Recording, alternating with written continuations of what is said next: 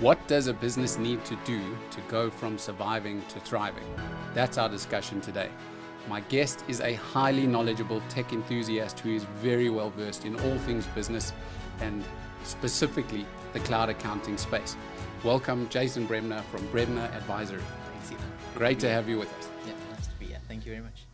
In the broader spectrum, not sticking with just the technology, but just the broader one, because I know you think like that. Yeah. What do you think a business needs to do to go from that survival stage to thriving? And then what do you think surviving looks like, and what do you think thriving looks like? So for me, there's three things that any business needs to have, or business owner in the same regard, needs to have in place in order to survive. Yeah. To start off with. One is, I read in a book, there's a saying that you need to ensure what will bankrupt you.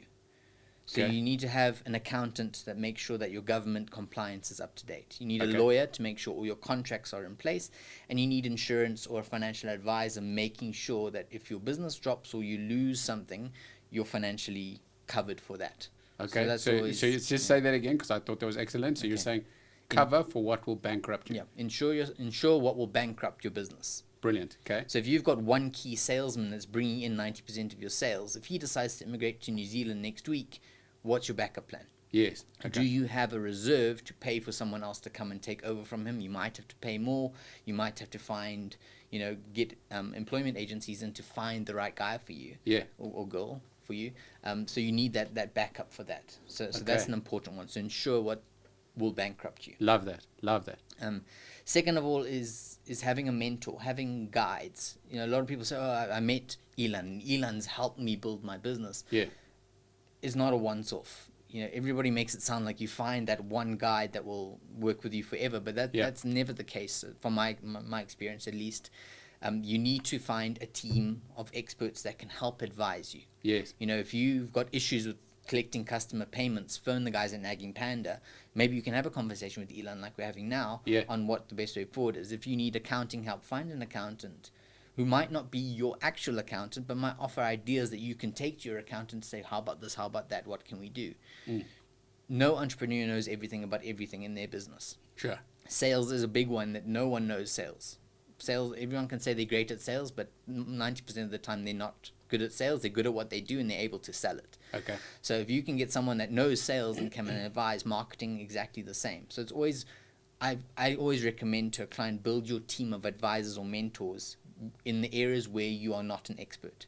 yes, If you're a plumber, you're not a salesperson. You're not a marketing person. You're not an accountant. Find those mentors people. to help you out. okay, Cool. The third piece of advice that I always give to my clients is to always be honest with yourself. right, If you're going through bad times, acknowledge you're having bad times and make a plan to get out of it. A lot of our clients, we find, live in denial. sure. My overdraft is at 95%. It's okay. It's okay. I'm not at 100% yet. The Yeah. business is great. We're doing fine. We don't have to do anything yet. Okay, And I suppose it talks back to the bankrupt point as well. You always have to be thinking forward. And if you're not honest with yourself of where you stand in your business now, there's no way that you can make a plan out. Even if it hurts, even if you're saying, oh, we need to maybe get a loan of this amount just to get out of the hole, make that plan. yes, Have your plan B, plan C ready to go in an honest fashion that you can pull your business out of the hole if you need to. and I suppose that would tie into what you're saying around the mentor, because you probably, or the accountant, I guess, but it's somebody needs to give you advice at that point in time. Correct. Otherwise, you probably wouldn't be there. Yeah, for sure. So something you touched on there, which is interesting, on the sales side. Sales is an interesting animal, and specifically when it comes to sales inside of a world like accounting.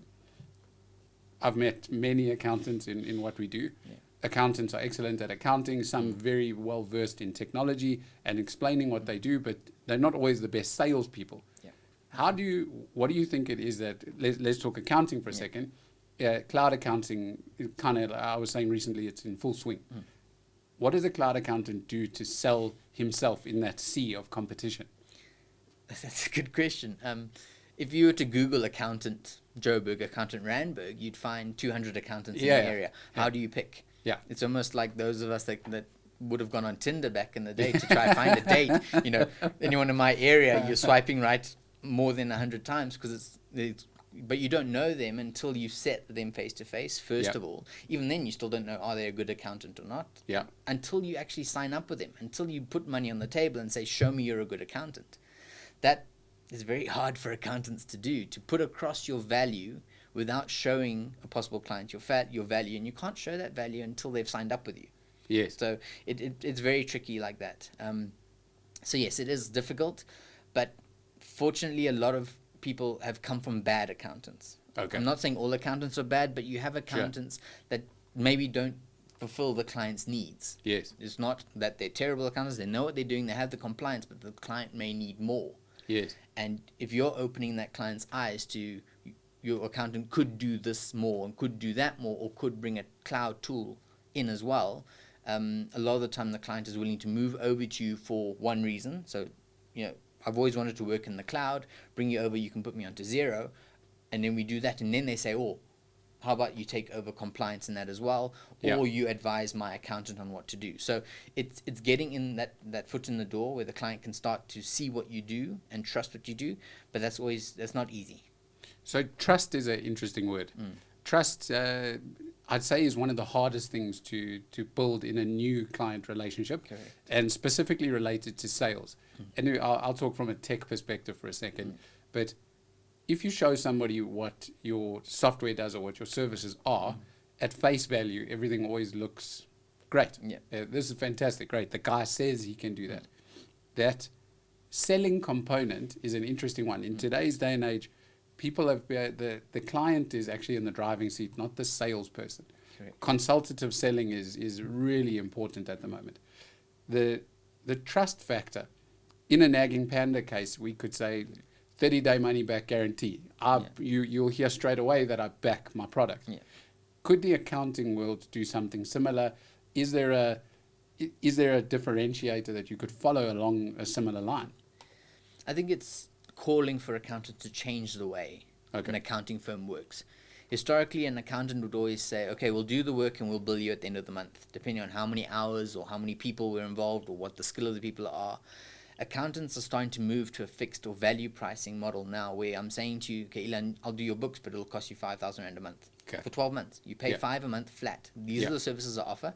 If it takes me an hour to do the work and I'm making profit on you, so be it. If I'm not and I'm losing money, so be it. But I'm committing to the that value. This is the value. There'll be no surprises. And that's one where we guarantee our work for that value. And that's where we've got to go. Unfortunately, accountants also like to tie clients into long-term contracts. You sign a contract with them today, but there's no end date. It's perpetual. And they just put a 10% increase on every now and then for good measure. Once again, accountants now are doing fixed-term contracts. So I'll guarantee a price for 12 months. But you're not locked in for 12 months, because if you find my work unsatisfactory, you can give me a month's notice and I'll transfer everything to you and your accountant happy, no harm, no foul. And that also allows possible clients to not feel caught. A lot of clients feel, I've been with my accountant for 50 years. I'm so stuck. I don't want to move away from them because we've got a contract with them. And you're saying there's got to be an out. And this is where those guides, like your lawyers and advisors, could come in and advise you how to do that. Don't be scared to get what you deserve as a business owner, especially if you feel that your accountant's not fulfilling the role. And, so now speaking of the accountant role, fantastic. What do you think the accountant role is? And remember, you've said as sort of part one of your idea for surviving to thriving is get that right set of, let's call it, key people around you. Accounting would definitely form a big part of that. I've met many businesses who don't know their numbers, just on a basic level. If they need financing, they can't go to a bank because they don't have financial statements, etc. But that's all solvable by one firm, like somebody like yourself could provide that to someone. But it goes further. And my question to you is, what do you think the role of the accountant is? And specifically, so once we've dealt with compliance, what do you think the role is to go further and the use of tech in that? So historically, your accountant, or what used to be only auditors, were just the guys that did your financial statements at the end of the year and they gave you a pack to sign. With the movement of business now, you're right, financing options, overdrafts, those sort of things where the clients need information regularly from an accountant. the old audit function is never capable of doing that. They're always capable of taking the year-end things, checking them, making sure they're right, and moving on. So the new role of the accountant now is to become a business partner more than just a service provider. Okay. So your accountant is more and more being required to actively work with the client. Sit with your client on a monthly, 2-monthly, or quarterly basis and say, this is what you've done the last 3 months, this is what you've got to do, this is what I recommend you do the next 3 months. The clients sometimes don't listen, but that's clients for you. Sure. But you've got to have that constant communication with your clients. You're now becoming a partner or an advisor rather than just someone who's crunching the numbers after the fact. Yes. And if you can become that partner, you are then working with the client to have real-time information. So if your bank asks you for an overdraft application, you've got to do a cash flow forecast tomorrow. Yeah. I've got the last 12 months information today to Yes. give you tomorrow. You don't have to send me 12 months of bank statements for me to spend 3 weeks doing a cash flow anymore. Yes. And the cloud tools like Xero, like Nagging Panda are allowing us to get that information to our clients a lot quicker to be those advisors that they need. Yes. Okay. Very interesting. And then, so to the businesses that don't want to shift, I have a question for you here. I think your take would be fairly fascinating. The businesses sort of find themselves in a position where they're comfortable. Okay, and comfortable is a wonderful thing in business, but also dangerous, right? Yeah. So they're making money. They've been doing things the way they've been doing for long. And I'm not referring just to a cloud accounting firm. It could be any business. Any business, yeah. The business is comfortable and it's grown. It's in a position where it's got a sales force, a support force. It's got all these things, but they're not necessarily all tied together. Yeah. What do you think the future holds for those businesses in the way they're doing things, and what do they need to do next? So my opinion, when you feel comfortable, that's when your business is at risk. Okay. Because normally in a comfort situation, if one small device or some part of your business changes, it's like dominoes. They could all, because they're all standing next to each other, but if one falls, a lot of things can fall. And this is experience that we've seen in business for the last 5 or 6 years. Sure. So to those that don't want to change, you're more than comfortable. You're happy to stay on the system you are. Great. That's your decision. At the end of the day, you're a business owner. Yes. But don't close yourself off to other options. Have a look. Find advisors. Find other accountants. So you can just bounce ideas off, saying, my accountant does X, Y, and Z. Do you think that's what they should be doing? Do you think they should be doing more? My lawyer does A, B, C. Is that enough? Isn't Yes. enough? The risk always is, what would be the cost of not changing, of not moving with the times? We've seen, you read the Netflix story and they talk about Blockbuster, where you used to go and hire your DVDs or your VCR tapes. Yeah. They were To young people watching those had the tape inside them. yeah, and that used to, they were approached by Netflix, say, listen, come, let's do something together. And they said, no, we're comfortable, we're happy with what we're doing. And look at them, they don't exist anymore. Because if you're not moving with one technology, we know technology since 2000 has exploded, and it is scary. We've spoken about this. It's scary to try new things. Yes. But if you don't, I think the risk and the cost of not trying new things, even if you're just trying, if it doesn't suit you, you stop and you move on. The risk of not trying may be greater or more negative, it will negatively affect your business more than sitting comfortably. Okay. It's a very interesting perspective. And I want to ask you about the risk of trying specifically here. And again, from a tech perspective, we're always in the boat of try our software. Yeah. And again, any of the softwares that you would see in an app marketplace are always in a try. Yeah. Generally speaking, you would find a try for free, start free trial, all of those typical entry points. Yeah. When tech offers its tech, what do you think it could do better? A lot of tech don't have a person to talk to. The warm and fuzzy. We always talk about the warm and fuzzy talking to a person. Yeah. If I've got an issue with Nagging Panda, I phone Elan and say, Yeah. Elan, we can't get on, what's happening, we haven't got this isn't working. And that person says, okay, I'm taking it on and I will see it through. A lot of tech, you get a call center. Yeah. You put a query through, Peter responds to you today, you get a solution. That solution doesn't work, you send back a response to Peter, and Jane comes on saying, hi, I've taken over your case, and she starts from scratch. Sure. And that is where tech is missing. We're great. AI is great. Being able to communicate with multiple support agents is great. But if that one person is not going to take responsibility for your case, the end user is losing out at the end of the day, because we're having to rehash and reword our problem to 5 or 6 different people. Okay. So that is where I think tech firms need to still remember that businesses and business people and any person they deal with still need one person. Okay. So ideally, Xero's done it well, Nagging Panda's done it well, giving an account manager. Yes. This is Junaid. This is your account manager. Anything goes wrong in our software, you contact Junaid. Junaid will then run it, but Junaid's the one responsible. Same with Nagging Panda and Bryce. We work with Bryce with that as well. So Bremner Advisory does the same. Talk to Jason or talk to Geraldine, whoever is your account manager, and they will take responsibility. It doesn't matter who they have to call or what they have to do to fix it. They will be the point person. So you're talking to one person, and that person is then enabled to support. So I think from tech side, the 30-day trials are great. But if in those 30 days I come up with a snag or it doesn't quite fit what I want to do in my business, who do I get hold of to say, can your software do this, and can you show me how to do it? Yes, okay. So the interesting part there is that the role of the thing that you're saying tech could actually do better is the human element. Yeah. Okay. So tech needs to remember to be human, and a business is done by people, right? Exactly. So at the end of the day, as much as we're automating and making it efficient, still people behind it. Yeah. So I wanted to ask you, in that same similar vein, for tech, when you introduce tech into your environments and you introduce it to your customers that you're looking after, some of them may be not tech averse, but tech, they're stepping back and going, you just take care of it. I don't care how it gets done. Yeah.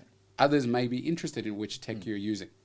Are you prescriptive in what tech you suggest to a client, or rather prescriptive in order to work with me, we need to use this tech to be efficient? Are you sort of on the fence, or do you have a very specific point of view? So I'd say a bit of both. Okay. So we have tried a number of the different apps in the different areas.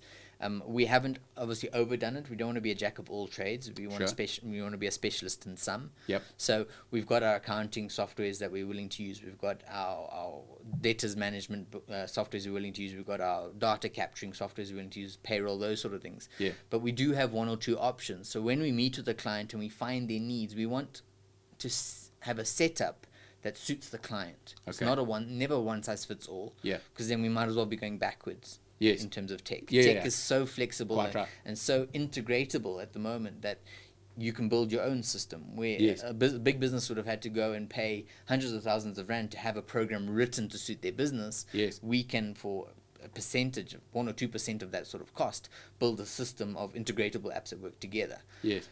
We've also chosen, for example, with Xero is our primary accounting software we use because it's designed by business owners for business owners. So you don't have to have a master's degree in accounting to understand money in, money out on your bank account. Sure. Because that's what Xero shows you. It's not debits and credits. It's not accrual and provisions. It's very easy language. And so a lot of our clients, we've got clients that are, sorry for the older people listening, for the 50 pluses, that were never part of the tech phase. Were never on cell phones in their youth. Xero, we are able to show them the basics of Xero, that they can run their own bookkeeping because Xero is so easy to understand. Okay. And that's the sort of setup we have depending on what the client requires. Okay. So you're saying that you could potentially work with clients where they're doing their own bookkeeping and you're helping on all the rest. 70% of our clients do their own bookkeeping on a day-to-day basis. So that's the debits, the credits, and just the basics. Yeah. So they're putting their slips into the accounting software and they're reconciling their bank. Okay. We then come in once a month and do the VAT checks and those sort of things, and then we've got a payroll option as well. The client can do their own payroll and we check it, or we do the payroll for them. So because we're in the cloud and because we can access the same set of information as the client is working on with an internet connection, we can then advise and work with the client, with them doing their own bookkeeping as opposed to us charging them a huge amount to do their books every month. Interesting. Okay, so it's very much a model shift, because I suppose that was impossible some years ago. Yeah, I mean, historically you used to get a box of paperwork. Yeah. Where they'd print out all their sales invoices, print out all their expenses invoices, and drop the paperwork on your desk. Yeah. But then you're only getting them the information, 6 weeks after the transaction happened. How do you make decisions on 6-week-old information nowadays with the tech? Yes. And allowing the client to do their own bookkeeping allows us to have real-time information to become that advisor and that partner, as I mentioned earlier. Sure.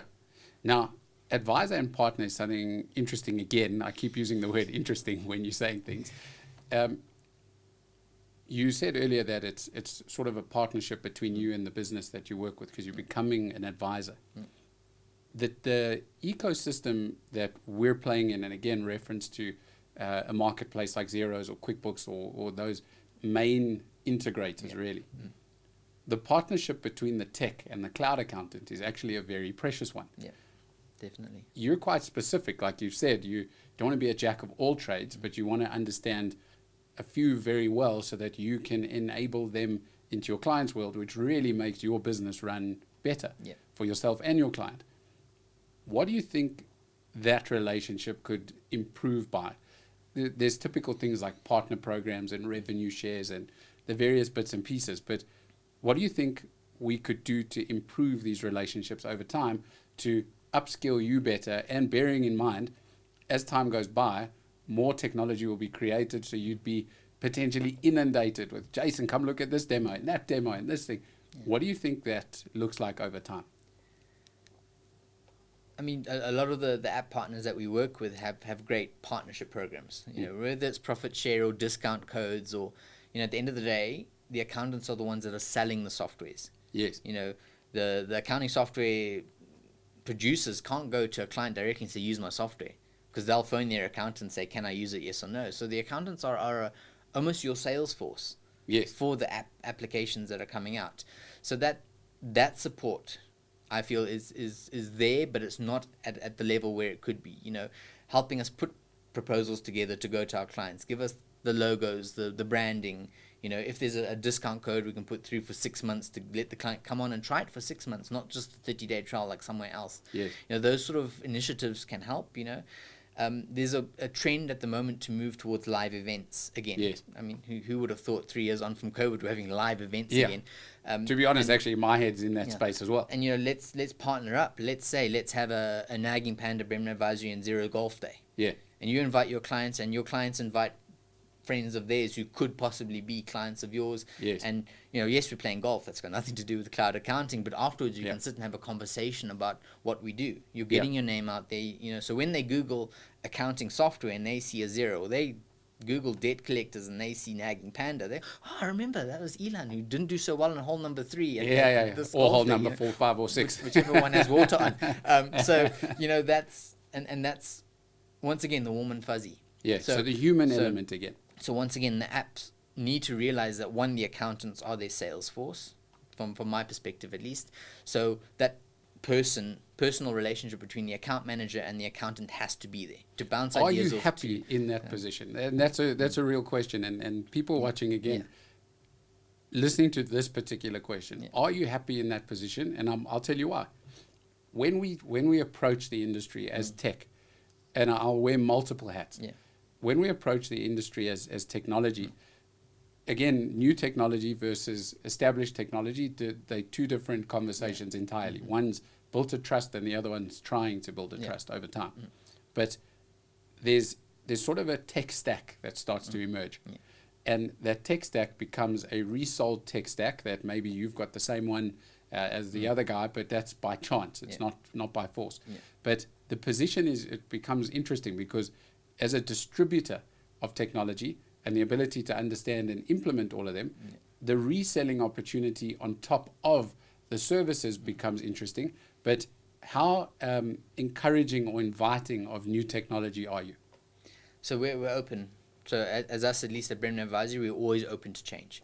Okay. Because as I said to you, comfort is a risk in our view. So if someone else comes on the market and challenges, for example, what Nagging Panda does, you'd be the first person I phone and say, listen, these guys are doing this. Can you did you know you can step up your game? And I think the apps need to also be aware that accountants can change. Accountants need to change to grow. So if we decide to move away from a Nagging Panda to another option, doesn't mean that we're writing off Nagging Panda. If you up your game in 2 or 3 months' time, we may come back. Or we may share half our clients with you, half our clients with another app. Yes. So historically, when you picked an accounting software to have on your desktop computer in the office, that was it for life. And a lot of those softwares charge you one fee. Yes. You've installed on your computer and that was set for life. Yes. But with that didn't come change, didn't come innovation, didn't come tech. And so I think that's where the apps need to realize is that you're not selling a lifetime subscription anymore. You're selling a month-to-month service. Well, I think some people are trying to sell lifetime subscriptions, but challenging though. Yeah, a month-to-month service that has to move with the times. You have to be improving. Because if I Google or look on YouTube at the different options, and a lot of people are putting apps out there that are saying we can do X, Y, and Z, that Z might not be what your current provider is offering. Yes. And with being in the cloud and on a monthly subscription basis, you've got to be able to move with the times. And I think from the accountant's perspective, it's nice to have partners with the different apps to say, listen, guys, this is what we want. Yeah. Can you look at this in development? You know, Zero and Nagging Panda are very good in that. We can approach them to say, our clients want A, B, C. You don't offer those. Is there something that we can look at working together to build? We'll advise, you know, because at the end of the day, as the salespeople of the softwares, the accountants know what the end user needs. Yes. It's no longer the other way around, where the software is going to the end user. The accountant is the one partnering in that business to find out where the shortfalls are, where any tech can fill that gap. Absolutely, I agree with that. And I like what you said. It's a lot of food for thought. Just to wrap up, I want to ask you, just on a surviving to thriving basis, what would you identify as something that a business has achieved and now it says, okay, these guys are thriving? So when you met them, it looked like something that indicated this is survival, and over time now they're thriving. What do you think those two things are? So the markers, the one big marker for me is reserves. You know, everybody says, oh, I've got a credit card, I can dip into that if I need reserves. But reality now is you need to have between 3 and 6 months cash put away in an investment or a savings account for worth of expenses. So if anything goes wrong, you've got that backup. It's always the cost of interest now, the cost of borrowing money just to survive is becoming so high that it's almost unaffordable for businesses. If you're paying 22, 25% interest, that means your markup on your products or what you're selling needs to be at least double that. And no business can make 50% gross profit on what they sell. I mean, if you buy something for $100, there's no way that you're going to sell it for 150 or 200. That's just impossible in the market. Depends on what you're buying. Yeah. But then your market decreases. Your number of clients that can afford that nowadays is becoming less and less. Yes. So I see a business that survives has one positive cash flow. You're getting more money in than you're paying out every month. That has to be. Otherwise, you're not running a business. Yep. You're running a charity. And then outside of that, being able to put that excess cash flow away, even if it's 10% a month, same as you would do for your retirement. You've got to have a retirement plan for your business. Yes. Because at the end of the day, something will happen. You know, we've seen over the last 21 years that there's a 7-year business cycle. You go positive in 3.5 years, and you can hit the ground in another 3.5 years if you're not careful. So that 7-year cycle happens. Okay. Research will show you it happens to every business, no matter what industry. So if you don't have that backup and you don't have that reserve to help you out, you're not going to thrive. And once you've got that reserve down, that's a huge amount of stress of the business owner's mind. If you know you've got 6 months in your kitty, you can do whatever you want the next 6 months, and your business is safe. Yes. So you can go out and be the plumber you're meant to be. Go out and be the salesperson you want to be. Go out and do what you enjoy without worrying, do I have enough money to pay salaries at the end of the month? Okay. And that's where we find businesses start to thrive, when the entrepreneur is doing what they are passionate about, as opposed to doing their admin or doing what has to be done. They want to do what they want to do. So for you, the thriving position, if I'm understanding clear, is the stress of business sort of takes a backseat, and the passion and the enjoyment for what you're doing, which you happen to make money with, actually takes the priority. Yeah. At the end of the day, it's why business people start their business, because they enjoy doing what they do.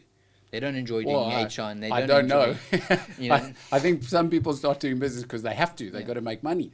But I think that, and I would hope that people do something that they enjoy. Otherwise, I don't know how they would thrive, which is kind of in line with what you're saying, because to ultimately get to where you want to be, the only thing that's for a plumber or a tech business, what's going to keep you picking up that phone to making that call to say, hey, can I show you? Or the plumber to taking the next job. Ultimately, at some point, there's got to be some passion. Otherwise, you're going to burn out. Yep. And I think that's pretty much in line with where you are. So if we wrap it up in a simple, survival looks like there's a bit of stress.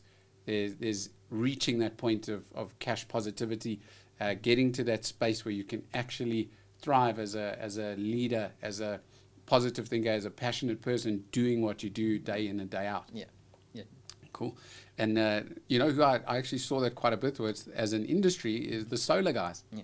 Given all the demand in South Africa, which you don't even need to market anymore. Yeah. Every time the power goes out, the phone rings. Exactly. I've seen those guys actually go from running potentially normal electrician type businesses, going into that solar space and thriving because they're cash positive, just like you're saying. Yeah. The guys are then passionate for what they're doing because it's allowing them and affording them that opportunity to breathe. Yeah. They're working hard and working a lot, but they're actually in a positive space. They're thriving. Yeah. And it's up to them now to start planning for the next 5 years. Yes. Because once 90% of people have solar panels and inverters installed, what next? What is the next? What are you bringing on next? So as much as you're thriving in your current environment, you've always got to be looking 2 or 3 years into the future, saying, you've got 100,000 solar installers now.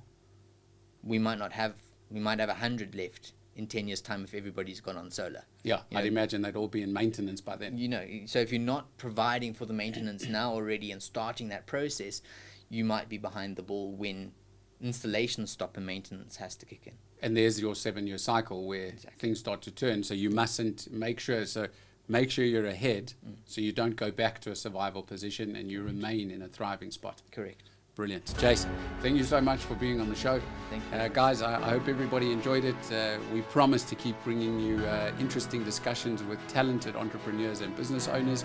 Again, just keeping that focus on shifting business from surviving to thriving. And we hope that the knowledge share is worthwhile and you can thrive in your business.